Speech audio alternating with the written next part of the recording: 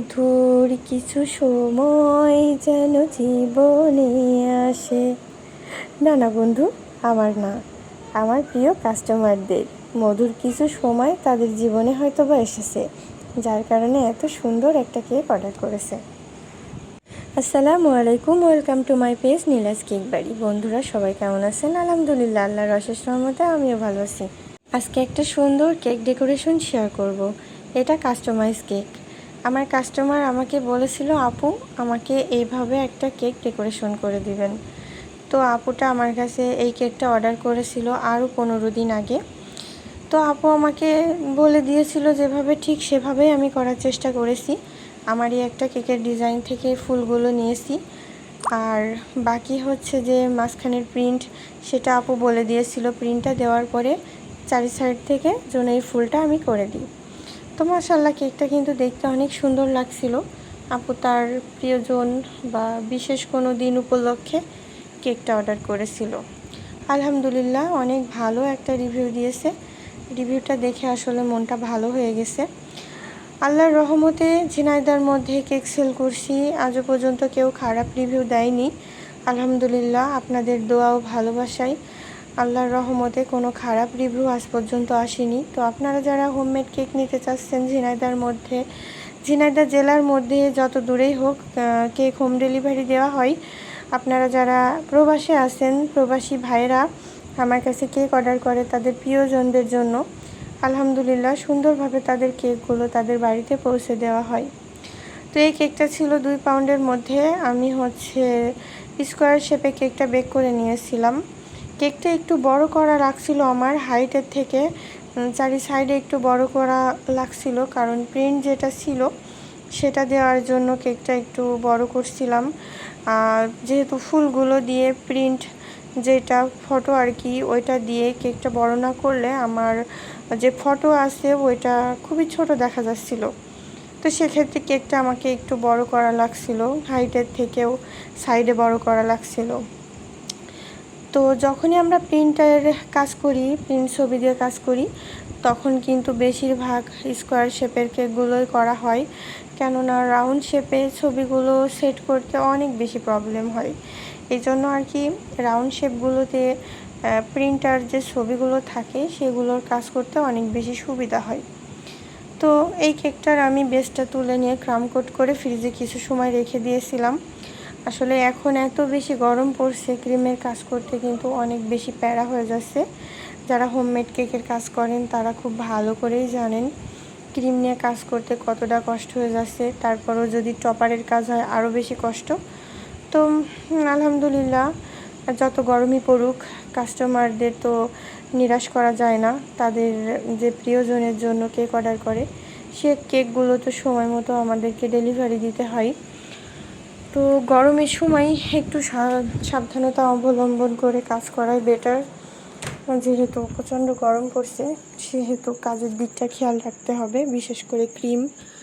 আরও খেয়াল রাখতে হবে যে আমরা যারা দূরে দূরে কেক ডেলিভারি দিই, সেই দূরের ক্ষেত্রেটা একটু খেয়াল রাখতে হবে যে যখন দূরে কোনো কেক আমরা ডেলিভারি দিব, টপারের কাজগুলো আমাদের না নেওয়াই ভালো।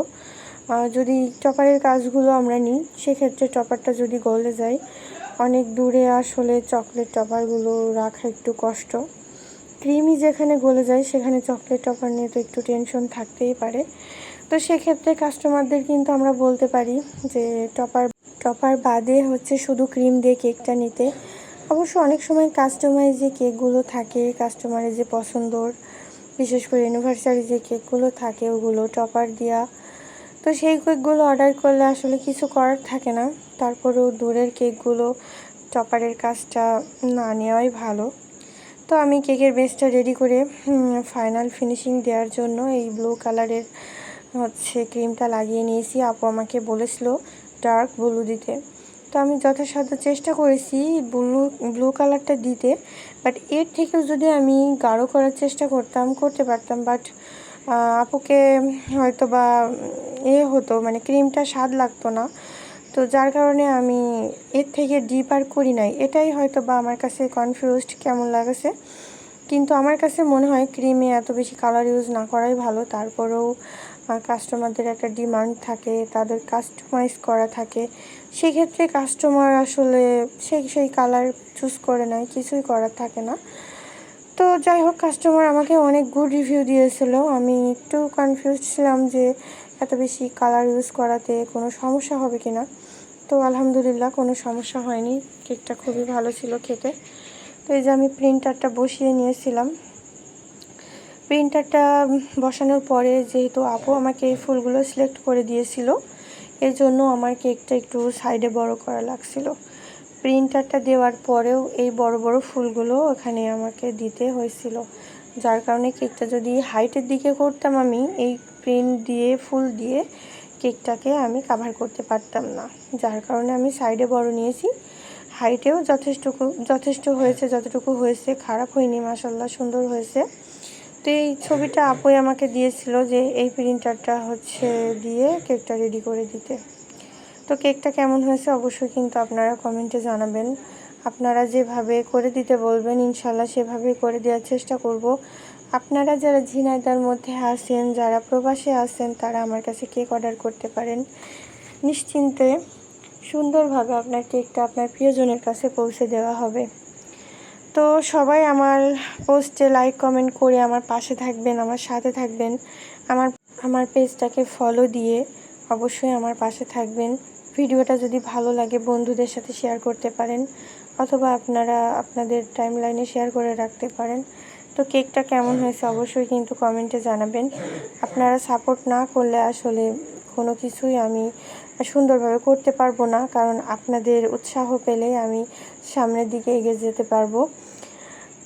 আর অনেক বেশি ব্যস্ততার কারণে ঠিকমতো ভিডিওগুলো পোস্ট করতে পারছি না। হয়তো বা কেকটা রেডি করে শুধু ছবি তুলে ভিডিওগুলো আর করা হচ্ছে না, শুধু ছবি তুলেই রেখে দেওয়া হচ্ছে। তো ইনশাল্লাহ চেষ্টা করব ভিডিওগুলো আপনাদের সাথে শেয়ার করার জন্য। ভিডিও শেয়ার করতে আসলে আমারও অনেক ভালো লাগে, শুধু সময়ের কারণে আমি সময় মতো ভিডিও করতে পারছি না। তো এই তো আমার কেকের ফাইনাল লুক কেমন হয়েছে সবাই কমেন্টে জানাবেন। ভালো থাকবেন, আল্লাহ হাফেজ।